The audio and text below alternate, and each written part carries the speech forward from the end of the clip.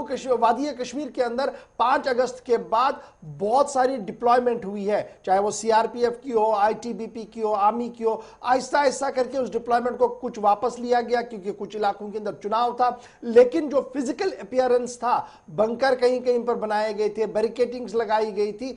अब शहर समेत गांव के अंदर भी आहिस्ता आहिस्ता करके उन बैरिकेड्स को हटाया जा रहा है, उन बंकर्स को हटाने का सिलसिला शुरू कर दिया गया है। और यही वजह है कि श्रीनगर के अंदर, जिला श्रीनगर की जब मैं बात करता हूं तो श्रीनगर के अंदर डिस्ट्रिक्ट एडमिनिस्ट्रेशन, डिस्ट्रिक्ट पुलिस और सीआरपीएफ की मुश्तरका कार्रवाई भी है, कई इलाकों के अंदर देखने को मिली है और कई इलाकों के अंदर कई बंकरों को मुनहदिम कर दिया गया है। पुलिस का मानना है कि सूरत हाल काबू में जरूर है, लेकिन ये बंकर सिर्फ इसलिए हटाए गए हैं ताकि जो ट्रैफिक जैमिंग और ट्रैफिक मैस श्रीनगर के अंदर रहता है उस पर काबू पाया जा सके।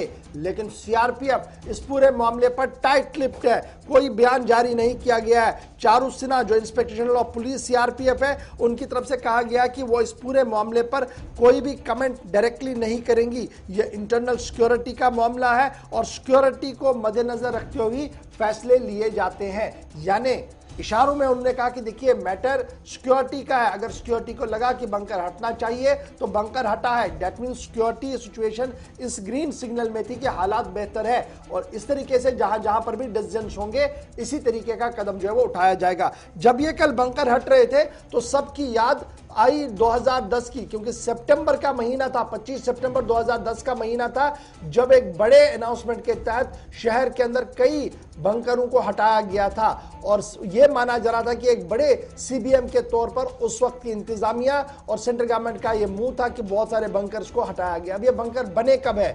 क्या ये पहले से थे? नहीं।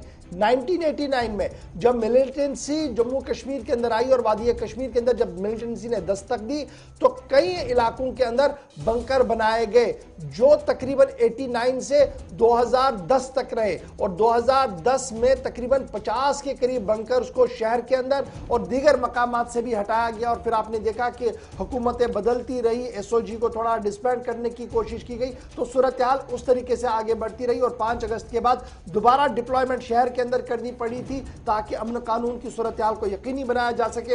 अब आहिस्ता आहिस्ता करके बंकरों को हटाया जा रहा था। एडिशनल डिप्लॉयमेंट जो जम्मू कश्मीर के अंदर थी उसे वापस भेजा जा रहा है और सिक्योरिटी पॉइंट ऑफ व्यू से यह फैसला जो है वो लिया जा रहा है और सभी का मानना है कि हालात आहिस्ता आहिस्ता बेहतरी की ओर आ रहे हैं। तो ये